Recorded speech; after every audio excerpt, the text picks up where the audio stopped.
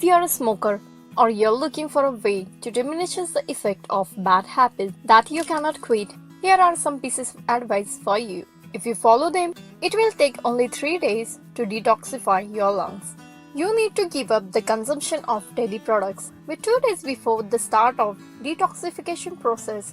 In this way, you will eliminate the toxins. In order the toxins from your intestine to be eliminated, it is recommended to drink a cup of herbal tea a day before the diet begins. Mix the juice of 2 lemons with 300 ml of water and drink the mixture before breakfast.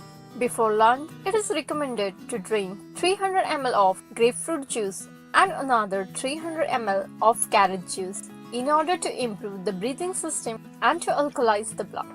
During lunch, a juice which is rich in potassium is highly needed, and then in the evening you will have to drink 400 ml of cranberry juice. Apart from these aspects of regarding the diet, you should take daily warm baths each of 20 minutes. Do exercise in order to sweat and lose toxins, and also inhale the steam from the boiling water in which you put 10 drops of eucalyptus. Place a towel over your head while you stand over that bowl, and here you go. You will be eliminating all the toxins from your body. If you like our video, please give us